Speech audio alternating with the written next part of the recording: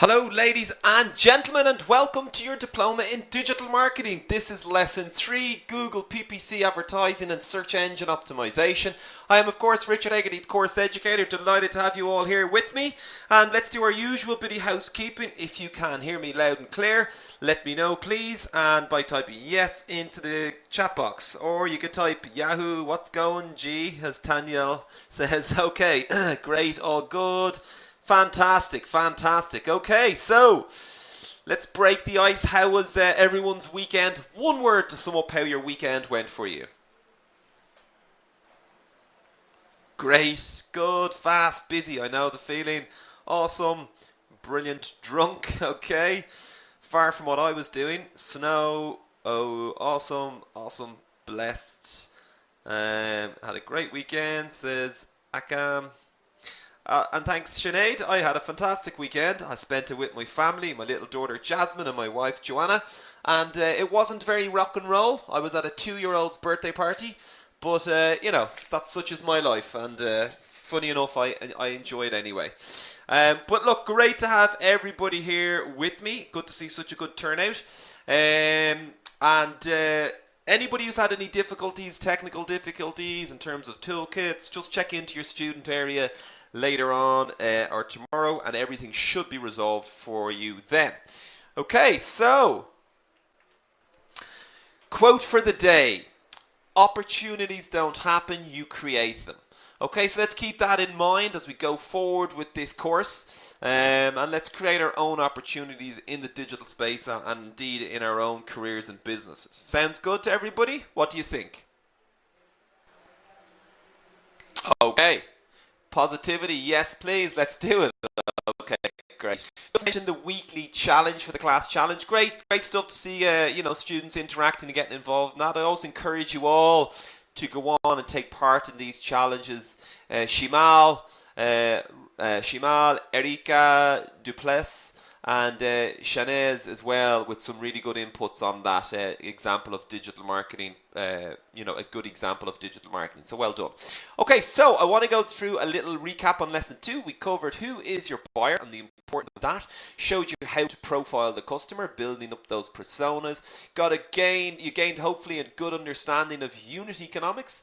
We went through average revenue per lead, cost per lead, percentage profit margin, had our course interaction and a Q&A at the end. Now, big lesson today, and also what we have is we have a quite a lot of material to get through. So I want to just go through an outline of today. We'll be explaining PPC jargon. So we'll make that all clear for you. We're going to explore Google AdWords in depth. You gain a knowledge of keyword strategy, compare paid for and organic search results. You'll understand how to use the Google Search Console, and we'll go through a summary, have some course interaction, and then very much go on to our next steps with a Q&A at the end. Sound good to everybody? Great stuff. Let's begin. Let's start at the start, and let's talk about pay-per-click advertising, PPC. You'll hear and see me referring to PPC. Ashley and Joel are in like, yes, let's do it. Ready, says Magandi, and Ahmad says looking good too.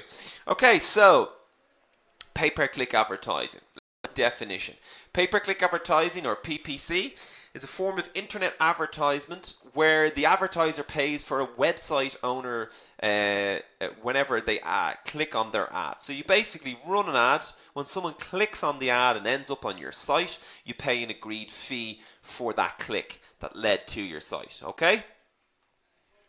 Great stuff. So advertising has come a long way. Take a look at this ad from the Encyclopedia Britannica that appeared in May 1913. Now, 100 years later, and we're now in a world where the idea of advertising solely through print media is considered just as archaic as buying a multi-volume set of encyclopedias would be. Today, online advertising is growing year on year. The most popular and widespread form of online advertising is what we're here to discuss today, and that is pay-per-click advertising. Okay, so it's simply put, you basically create an ad, say for example on Google Ads, you put your ad up, Google run that ad based on keywords, they put it in front of the customer. When someone clicks on the ad, you pay an agreed amount that you bidded for before that ad appeared. Okay, that's basically how it works. Are people familiar with PPC and Google Ads? Say yes or no if you have some experience or no experience. Okay, Shane, yes, yes, no, yes. Okay, quite a mixture, only slightly, a little bit, yes, some. Okay, what are some of the risks involved with PPC? What do you think some of the risks are? Yeah, spending too much, cost, overspending, yeah, off targets, wrong word, overspend, no clicks, high costs. Yeah, good. So costs, wrong keywords, not really knowing what you're doing can cause a lot of problems. So let's just have a look here to kind of break it down and understand what the difference is. Okay. You have your original sales funnel, very kind of simplified version. You have an awareness, then there's an interest, there's some consideration, an intent, and to a purchase. Okay, so very straightforward concept of the sales funnel. And here is a PPC. Translate that to PPC. We've got search, a PPC ad and click, a lead, sign up, nurture, and then convert. Okay, so what do you think is the big difference between the original sales funnel and translated to the PPC? What one thing jumps out? Cost, yeah, faster, yeah, but think about it. Have a look here and think about what's different. What's the main difference? Nurture relationships. The search, yes, well done, Helena, is it? Helene. Yes, search is the big one. Now the customer is searching for us. So this can be a huge advantage. All we need to do is position ourselves so the customer can find us. And we're going to start to look at how to do that shortly. First of all, let's keep it simple. Let's do some jargon. So what do these acronyms mean? So we have CPC, cost per click, okay? That's the amount you pay for a single click on your ad. So you'll see that, the acronyms appearing throughout your experience with online advertising. So it's important to get familiar with them. You have CPM, which is Amelia. This is the amount you pay for 1,000 impressions of your ad. So you pay an agreed amount after your ad is shown 1,000 times, not clicked on, but shown. So why would you use CPM instead of CPC? What might be a reason you would decide to have a strategy where you use a form of advertising called cost per media, where you're paying for 1,000, your ad shown 1,000 times? What? Yeah, well done, Chris. Chris, straight in brand awareness. Exactly. So that might be an example where you do that. You get CPA. This is called for acquisition. Acquisition, basically, in other words, sale. The amount you pay for a visitor complete specific action on your website. So not always necessarily a sale, but in most cases we'll look at it as a sale.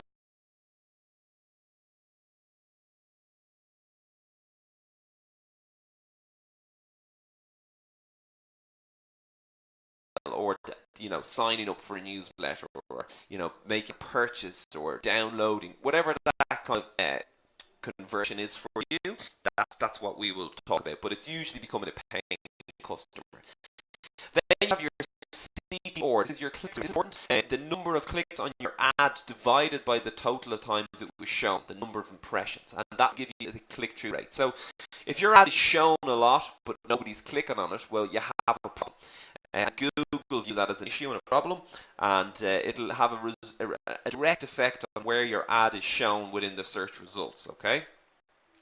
You then have the most important one of all, the return on investment. So when we spend money in advertising, it's fine, there's no problem to do that. Once we have a return, if we have a return on investment, then it's like what we get. Make sense? Good. Okay, so that's something to consider and to understand and to learn, and they're going to be in your slides and in your tool notes as well. Okay, so let me ask you guys, what is jump the gun a little. Hopefully everybody didn't see that, but I've gone ahead and I searched for pay-per-click advertising. So I searched for digital advertising. What is shown here in this page in front of you on the screen that shouldn't be there from an advertising point of view? What do you think is one area that's shown or let's say an ad that's appeared there that shouldn't be there. Yes, exactly. Local outdoor advertising. Now, local outdoor advertising doesn't match for pay-per-click digital advertising search, right? Isn't that right? You can see that? Yeah. Kamala's in there with the local outdoor. So what's happened here is this person, or digital marketer or business, has gone and set up an ad and told Google, if anybody searches for anything to do with advertisement, show my ad. Okay, with really not having the kind of insight to understand that there's different types of advertising, and this local outdoor advertising is not relevant to a customer who's searching digital advertising. Does that make everybody? So the point I'm going to show you here that without proper strategic planning and understanding of how to set ads up and what way to use keywords and broad and exact matches, you can end up appearing and wasting good money. Okay. So you need to be careful in this space. You need to, keep up to date with changes that happen within the industry, because there's a lot, and we'll look at some of them current changes right now. This is costing money, so there's risks involved. You're actually spending revenue straight away here, okay? It's very easy to set up an account. I'll show you how to do that shortly. What's difficult is actually understanding how to manage that account. And when you think about, you're spending real money, so you've worked very hard for this money, or someone else has, so you're representing them. So you don't want to waste that hard-earned revenue. Okay, and it's difficult to advertise successfully. A lot of people are at this game of digital advertising, and a small percentage are actually doing it well and getting a good return on investment. So we're gonna start teaching you how to do that well, so you can enjoy a return on investment and learn how to generate revenue. Now remember, we're looking at the WHCP. So we've looked at the who the customer is. This is the how to get to the customer. Okay, so keep that in mind as we go through the lesson. So what are some of the risks and costs associated with pay-per-click advertising? What do you see?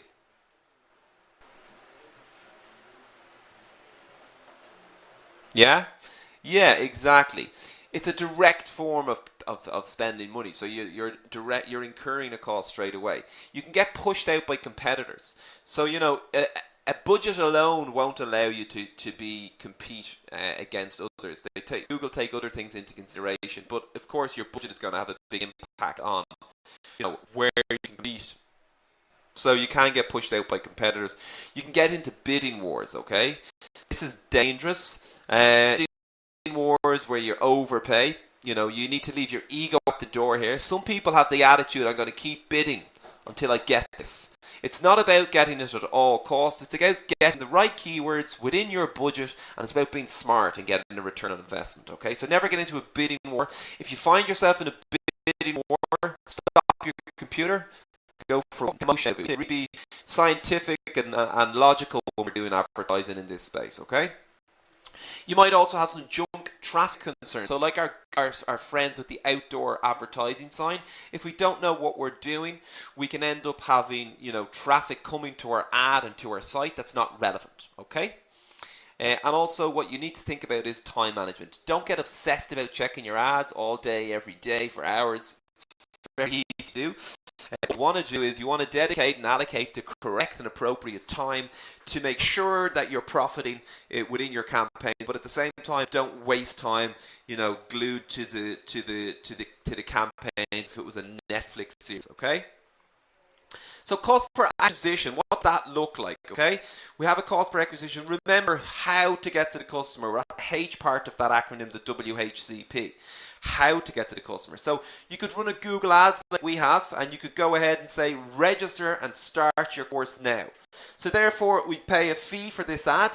A customer would go click on the ad, they would then register and pay a monthly subscription to go ahead and do our courses. Okay, so there's a cost per acquisition. So we could work out what it costs over a month to, how much we have to spend, and then how many paying customers do we get from that spend, and that will give us our cost per acquisition. So then we can determine, well, if we're making X amount for each customer, or an average, well then we need to make sure that we're charging above that value so we can be profitable. Okay, so these kind of simple understanding of your figures and your numbers help you to make your marketing decisions. Okay, help you to price your products, help you to know and understand what you can spend. Because if you know what you stand to make, you understand what you can spend. And that leads us into the cost per lead. Acquiring a lead, how to get to the customer. We might run an ad and incur a cost and register free now for 30-day access. So again, we're generating a lead, not a paying customer. And we're spending money to do that with the understanding and data to support that. We will convert a percentage of those customers or those potential customers into paying customers. So again, we understand what the cost per lead is based on what we spend on this ad, based on how many leads we generate, and we have our CPM. Does that make sense to everybody? Great stuff. Yeah, people getting this. Okay, so Google Ads. Google AdWords is advertising service by Google. Businesses wanting to display ads on the Google and its networks, you can go through Google Ads and do the same. What should you consider when setting up an AdWords campaign? So what are some of the things that might come to mind now after going through the slides, and also with your own kind of common sense and understanding of digital marketing so far? What's some of the things you might consider when you're setting up an AdWords campaign? Yeah, keywords, well done. Cerilia, Caroline's saying what products, your phrase, target, budgets, what you're selling, trends at the moment, well done. Erin, trending, what's exactly? Categories, what's relevant, wording, themes, a lot to consider. Great interaction, everybody. Really good. Good interaction, content, line, headlines, great. Okay, so like many services that's designed by an engineer and then rolled out to customers, it can be a little confusing and clunky to get the grips with, but once you get familiar with it and practice it, it's incredibly easy to use. And we teach a huge amount of how to use the Google Ads Ultimate digital course, and indeed touch on some of that tonight. But can anyone spot, talking about change and this being a live lesson where we bring you up-to-date changes within industry, what's a big industry change that's been happening over the last number of months within Google and Google AdWords that you can see on the screen now? Does anybody make a go at it? Okay, popularity, less ads. Yeah, well, Laura, less ads. So everybody look at the screen now.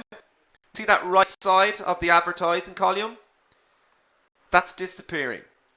That's now gone, okay?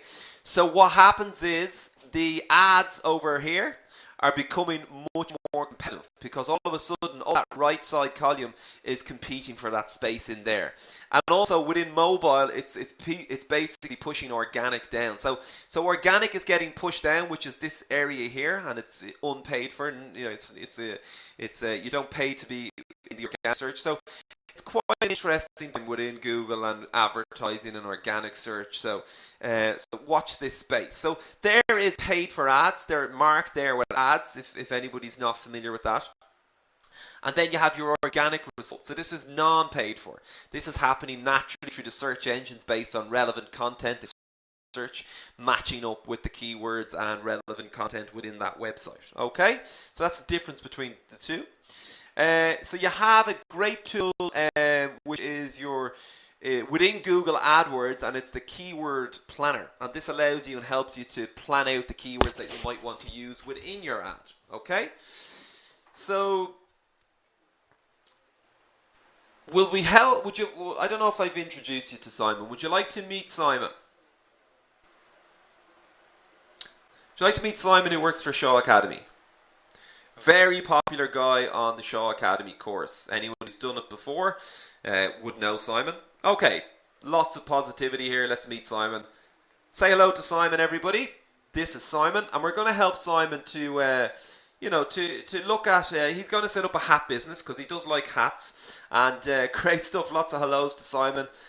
Simon, you're a popular man. What we're going to do with Simon is we're going to help him to have a look and see how he's going to build an ad within the keyword planner and how he would start with his keywords. Will we have a look and help him with that? Yes, we will. Let's do that. Okay. So when you go in through your Gmail account and you set up your campaigns, and you go into Google Ads, you open up your account. You basically go into Tools over here, and from there you can go in and search for some data. Okay. So if we were to go in and let's see, search out hats, okay, and then get some search on that. What this tool will do is it'll show us the search volume over the months for that particular keyword. It's not very useful. So Simon knows now, before he goes off and spends all his money on his hat business, he knows that there's a pretty consistent search volume month on month. But look at that, it jumps up considerably around Christmas time, November, December. So hats are popular. So it's going to be seasonal perhaps for Simon. Okay. Now, if we wanted to get some keyword ideas,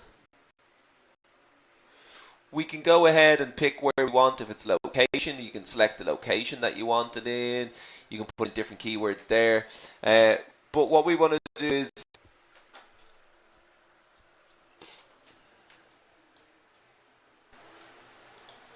okay. Bear with me here. So what we'll do is we'll have a look at the search volume, okay? And then what we also want to have a look at, if we go in and look here, this should bring us. It'll give us a search volume, okay? Which is great, thanks for that. But also it'll give us the keywords that they suggest. So Google will suggest to us, here is some other keywords related to hats. Here is the average search volume, okay? And here is the suggested bid. So this is to get a click on this ad with this keyword, with men's hats. I'm going to have a monthly average search volume of 9,900. I'm going to need to spend about 89 cents to compete. So I can add that there to my plan. And that goes across here. I see that, I can review man, I can download man, and I can say, well, I'm going to sell ladies' hats as well, because I do enjoy ladies' hats, and someone wants to speak to both sexes, so he decides to do that. But he's not interested in some of these straw hats. That's not his thing, or baseball hats. So he makes sure that he doesn't just go and add in all the keywords that Google suggests, because they're not relevant. So he does his research, and he also makes a decision. If he knows that, for instance, there's a very small search volume here for men's hats for sale, so people are it's only 1,000 average. But think about that. Those who type in men's hat for sale, they're probably going to be pretty warm leads. Would you agree? Yeah? So he might decide, let's add that to the plan. Okay, do you want to give me some keywords then? Let's imagine you were going to set up a business. Give me a keyword and we'll search it and see what the search volume is and see what the cost is, Pete. Let's see, what do people have? Daycare. Daycare is the first one I saw. Okay, so daycare, quite a big search volume, quite competitive. Look at that, 3,675. So if you want daycare, it's going to cost a lot. Okay, childcare, a little bit less search volume. So that's quite broad, daycare. So you think about, well, are we doing preschool care, or is it childcare, or is it family daycare centres, or preschool? Or so you need to look in and see which ones. But it'll give you all the search volume. It'll give you all the costs associated, so you know. So quite competitive. Look at this, 5, 3, 4 to compete for this. So it's a competitive industry. So you'll see different industries have different kind of competition. Okay, this is a great tool, guys. There's lots of yoga, summer hats, flowers. I'm not going to put it in everybody's search. I'll leave you to do that in your own time. But get familiar with that. We'll expand on this and build ads and campaigns on the ultimate. But I want you to get familiar with this tool, and it's a really great tool to use as well. Okay. So how do you find that? Do you think that's useful? So say thank you, Simon, and Simon says thank you to everybody. Okay, so that's useful. Yeah, very useful. Okay, so there's a couple of different types of keywords to think about when you're to set up your campaigns. And you've got your broad match, you've got your phrase match, an exact match, and a negative. So what are they? What are the differences? Let me explain them, because there's 4 types you need to think about. One is a broad match. You know, that's a keyword. You have a plus. If you have plus in front of the keyword, that gives it a broad match. Software, cookies, tickets, they're all broad terms. Would you agree? So if I was selling cookies, for example, all different types of cookies, well, I'll put a keyword in as cookies, and that will allow any searching for that term to find me.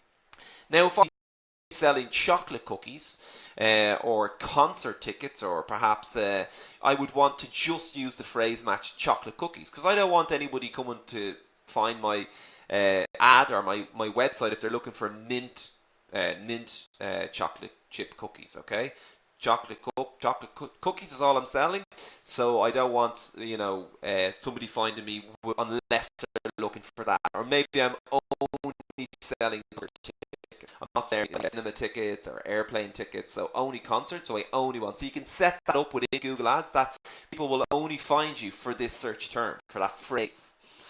You then have the exact. So if you're selling software, for example, will you only sell AVG software?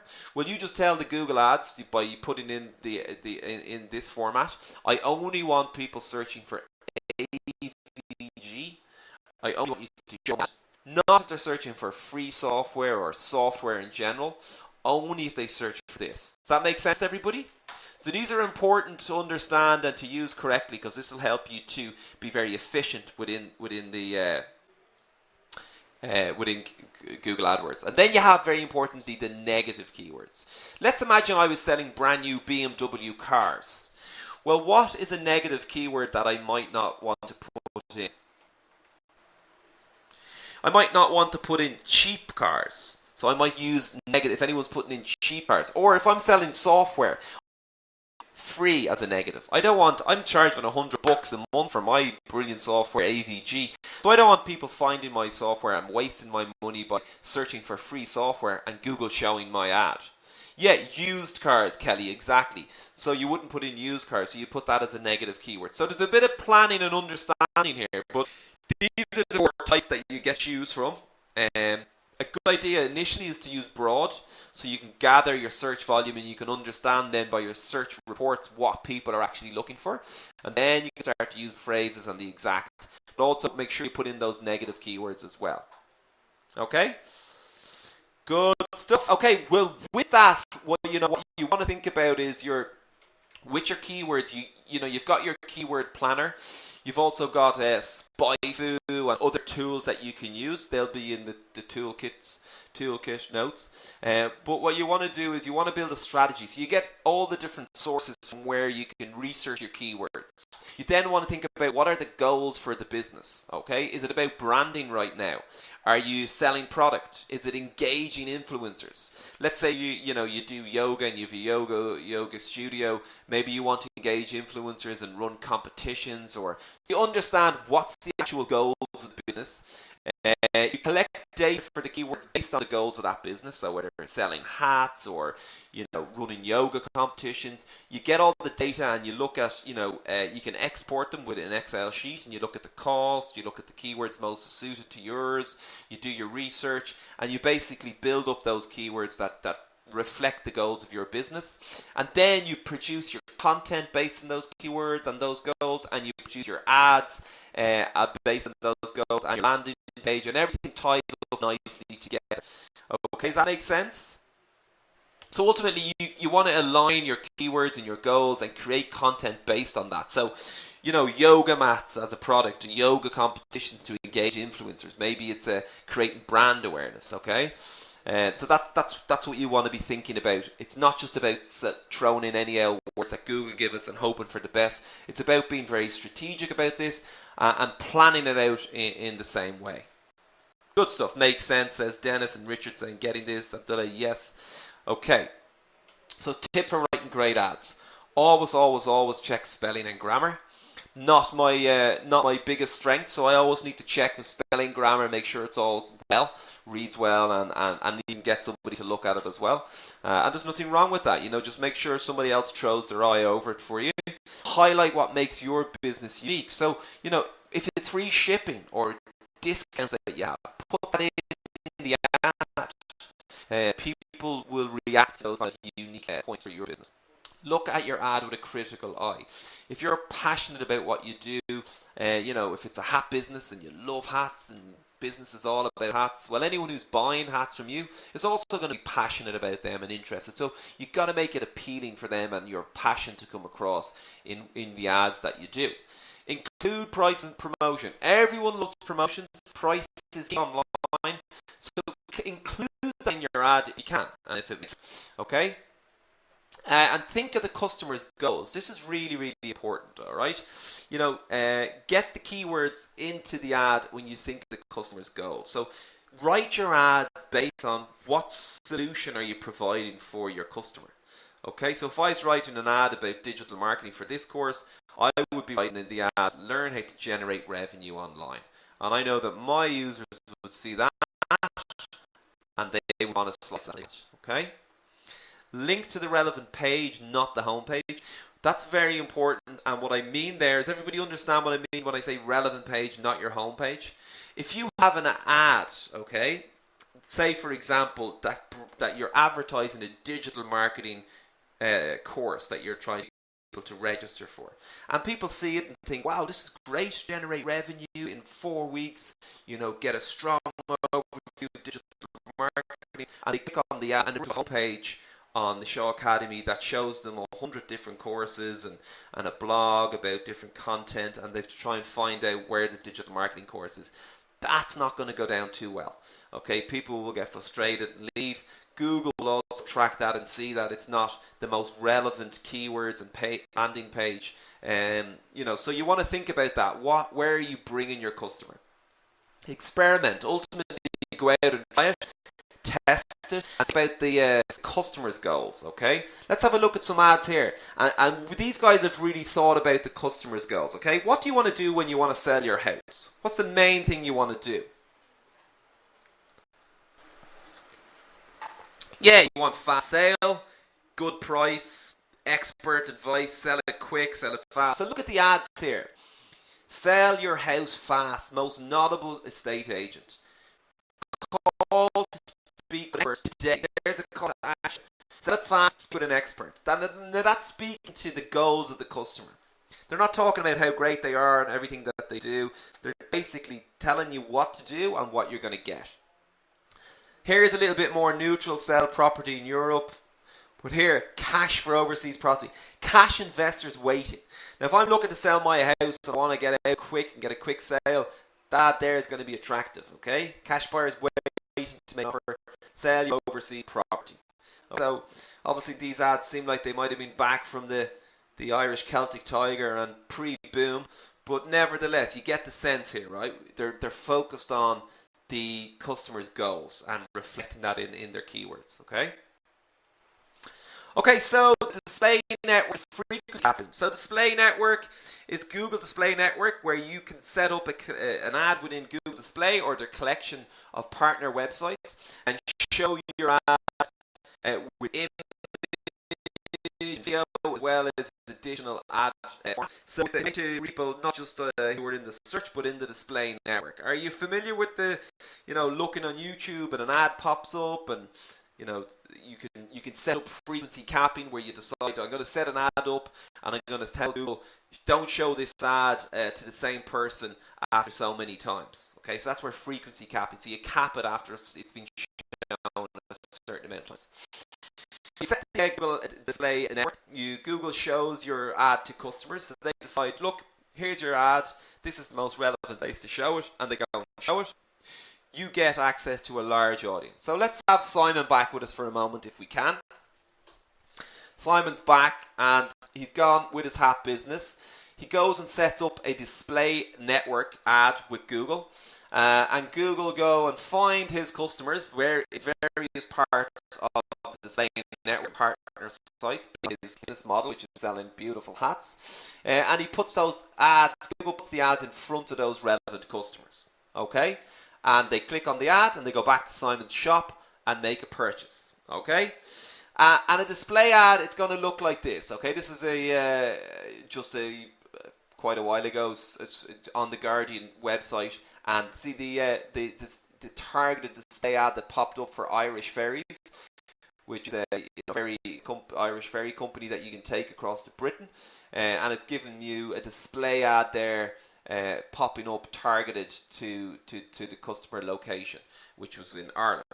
We've all seen those ads, no doubt. Is everybody clear on display network and understand the difference between display and search? Yes. Okay, fantastic. Okay, good, clear. Okay, remarketing is a very, very attractive, interesting way of marketing. Everybody familiar with remarketing or not? Okay, some are. Let's take a look at the concept. The concept's called remarketing or retargeting. It's ultimately when somebody comes to your website, okay, the potential customer comes and visits your site. When they're on the site, they leave your site without making a purchase. So someone say come along to Hegarty Hats and they haven't made a purchase or bought a hat for reasons unknown to man. They leave the site and go off somewhere else, and as they're browsing around, perhaps they're on YouTube or looking at some funny videos with cats wearing hats online. They're browsing the internet nevertheless, and all of a sudden Hegarty Hats ad appears right in front of the customer, calling them back to the original part of the site, of the internet and the website, where they were looking at these beautiful hats. So this is a very powerful way of advertising. Now, you can imagine this in context if you were in a shop at the top of the walk down the end of the street and you went around the corner, and as you moved around the corner you saw that shop had suddenly appeared right in front of you, and you didn't have to walk all the way back up or try and remember where it was that you tried on that beautiful scarf or dress or top. Now, naturally this would freak you out, having a shop suddenly reappear with you, but it would also help increase the sale, no doubt. So you can just work for brand reinforcement. So you can go ahead and if you've got, say, for example, sell a software, and somebody comes along and buys a software, well, you can remarket to them and show them how to get the best out of the software. So it's not always about just following people around and annoying them. It's about adding value. So they see your ad on the other site, and you basically convert returning traffic into customers. Makes sense to everybody? Would you like to have a quick look and see what this actually looks like? See if we can get it to work for us. Many of you would have seen this already. But let's imagine I am going to bring my beautiful wife away, and I'm deciding I'll bring her to Rome. Why not? So I go in and I'm going to bring her somewhere nice. And let's book now. There's a nice discount. I do like a deal myself today, 54% off. Okay, so we decide to go and I'll take it. Now, as I'm going through this, and it's a nice surprise for my wife, great choice, Anna, thank you. I'm about to do the deal here, but my wife suddenly comes home and she's walking in, and I need to get out of here. I don't want to spoil the lovely idea. So she calls me and we head off and we go for dinner. We go out and meet some friends. And I come home and I'm on back to obsession, and I'm thinking all about myself. I've forgotten all about my wife, and I'm in reading my favourite blog about love in Dublin and see what's going on. And as I'm doing that, I see an ad here for booking.com, and I remember, I need to book that lovely holiday for my beautiful wife. So there it brings me back into booking.com, and I can go ahead and complete the booking that I was thinking about doing. So there it is in action, and that's where you can see how it can be very powerful. Okay, so Google Ads, you want to think about checking what's trending. We looked at Google Trends, see if you can bring in something that's trending. Compare different ad texts, so look at other ads that you've ran and see how they performed. Refine the bids and budgets, so all the time look and see where you can bring your costs down by improving your overall performance of your ad. And And you can use extensions and call locations and links as well to help your ad perform well. And that's what that looks like. You phone extensions, location, site links. So if somebody's searching for, rush my passport, they might just want to go straight to child passport or lost passport. So you can go in there very, very quickly. So you can add in these features to get the most out of your ad and optimize the ad fully. How do I add form? Let's form a quality score. The quality score is what Google gives you based on a number of factors. Okay, your quality score will predict where your ad is shown in the search results. So who gets into number 1, 2, 3, 4, or not shown on the page at all will be predicted by your quality score. Your quality score is going to be calculated by the click-through rate, the ad relevance, keywords that you're using, the landing page quality. So is that landing page reflecting what your ad was talking about? And is site links, you've ad formats, so the more formats and site links that you can have in there that adds value to the customer, this will be taken into consideration in calculating your quality score. And account history. So while you're running your ads and your campaigns, make sure that you're putting your best foot forward, because if you've had a bad campaign after bad campaign, well, that's even going to have an effect on your quality score. They take all of your campaigns into consideration and give, it does impact your quality score. Your quality score, guys, is just a figure between 1 and 10 that Google gives you based on all of these factors that I've gone through that predicts where your ad is shown, okay? So your ad rank, your ad position is equal by not just your cost per click. So you put forward your best bid, and then that's multiplied by your quality score, and that's who and how is decided where your ad is shown, whether it's 1, 2, or 3. Obviously, being shown up in the top 3 is going to have the highest chance of people clicking on it. Nobody's going to go searching to the bottom of the page or page 2. So there are some of the factors that you need to consider.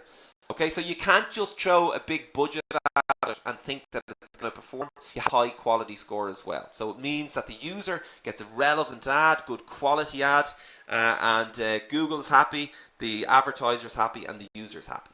So therefore, deciding which you're in position 1, 2, 3, or 4, if somebody types buy cars, they're most likely to click on the first or the second. Third and fourth will be less likely to click on, or least clicks on. Okay, so search engine optimization. There's a lot in search engine optimization. I'm not going to try and do some justice in 20 minutes, but I will give you a high-level overview and talk about some of the important aspects. So you can see there, trust and authority is big and important. The link popularity on a specific page, anchor text linking to certain pages within your content, and then your keywords as well carries a lot of weight. So let's break that down a bit. You have Google's Panda, which is a algorithm that's updated regularly, and we need to keep on top of that to know what Google are looking for, because they'll tell us what they want, and we'll basically try and give that to them. So some interesting points to consider: 1.1 trillion search queries. 1.1 trillion search queries in 2014, with 3 billion searches a day. The customer is searching, ladies and gentlemen. All we need to do is learn how to put ourselves in front of the customer. It's simple as that. And this is free. It's free in terms of you can't pay for SEO. You obviously put your time and your energy, and that's a cost. But you don't spend hard cash. You can't pay Google to let them show you, to make them show you in the search engine. So we must optimize. We must compete with search engine optimization. There's no quick fixes here. It's a complex long-term strategy, but we must be competing in this space, okay? And how we compete is we think about what is the person sitting down and searching for. How can I make sure that I add value to that customer and put myself in front of them, okay? So how it works in a very simple way is basically the search engine, or Google's algorithm, it crawls the internet. So it has its bots or its spiders, and these parts of the machine, the algorithm, crawl through the web, and they go all content on the web. They can index content, save that content for a later search query that will match. And from there, it decides where you're ranked. So everybody gets obsessed about ranking and forgets about the fact that it's crawled and how to optimize for indexing and crawling. Okay? Here's a nice little diagram to give you a kind of simple overview of what's happening. With search engine optimization, you want links coming to your website from other sites. You want social media interaction going on. You want industry publications. You want partner sites linking to your site. You want traffic coming to you. You then, some of the external links, if you've got low quality sites that you're linking to, that's going to take a lot of SEO juice. So be careful who you link to. If you want to link to others as well, you got to give to get, but make sure it's high quality sites, and that will minimize the kind of impact negatively for you from an SEO point of view. Okay, so the most important aspect that I want to cover with you tonight is link strategy. And link strategy with SEO comes down to really about having other sites linking to your site. And in this way, Google can crawl the internet and can ascertain that, okay, if all of these other target sites are linking to this guy, we can pretty calculate that this guy is relevant, because all of these sites that have authority within their area are linking, okay? So what does that mean? Well, let's imagine there that this big authoritative site, maybe they're an SEO consultant site, and they've been online 20 years, and they've had a lot of great content. They optimize for the search engine, so Google likes them. Okay, they've been classed as an authority within the area industry. And you are a small little consultant who's finished a digital marketing course and you've set up your little business, but you're writing some really, really interesting articles on your blog.